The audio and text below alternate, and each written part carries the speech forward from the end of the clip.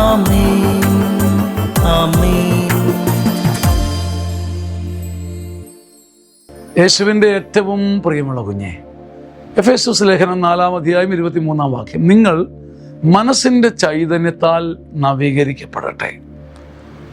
നവീകരണം ഒരു തീരുമാനമാണ്. എനിക്ക് പിഴവുണ്ട്, എനിക്ക് കുറവുണ്ട്, എൻ്റെ രീതികൾ മാറണമെന്ന് എൻ്റെ മനസ്സ് പറയും.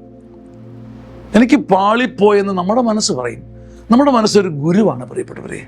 നമ്മുടെ മനസ്സിനെ നമുക്ക് തന്നെ കുറച്ചൊക്കെ, മുഴുവനല്ല, അതിൻ്റെ ഒരു ഭാഗത്തെ മനസ്സിലാക്കാൻ നമുക്ക് ദൈവം കരുണ തന്നിട്ടുണ്ട്. അപ്പോൾ എൻ്റെ മനസ്സിനെ എനിക്ക് നവീകരിക്കാൻ കഴിയും കുറച്ചൊക്കെ. ആ മനസ്സിൻ്റെ ചൈതന്യം വളർത്തിയെടുക്കുമ്പോൾ ഞാൻ മെല്ലെ മെല്ലെ മാറും. നവീകരണവും മാറ്റവും പൂർണ്ണമായി ദൈവത്തിന് വിട്ടുകൊടുക്കരുത്. ദൈവമാണ് അനന്ത സ്നേഹം. പക്ഷേ എൻ്റെ മനസ്സിനെ എൻ്റെ കയ്യിൽ ഒരു വെള്ളക്ക എടുക്കുന്ന പോലെ എടുത്ത് അതിൻ്റെ പിഴവ് കുറച്ചൊക്കെ കഴുകാനും അതിനെ പൊതിയാനും പ്രശോഭിതമാക്കാനും നമുക്ക് പറ്റും.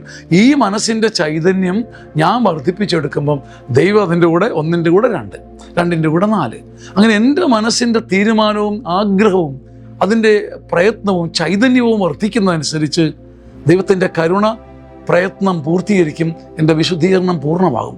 അതുകൊണ്ട് ഈ മനസ്സിൻ്റെ ചൈതന്യത്താൽ നവീകരിക്കപ്പെടാൻ പറയുന്നത്, മനസ്സിൻ്റെ അകത്തുള്ള ജീവൻ ഒന്ന് കൊതിച്ച്, ഒന്ന് തെളിഞ്ഞ്, ഒന്ന് ഉണർന്ന്, ഒന്ന് വിടർന്ന് വരുമ്പം നമ്മുടെ ജീവിതവും പ്രശോഭിതമാകും.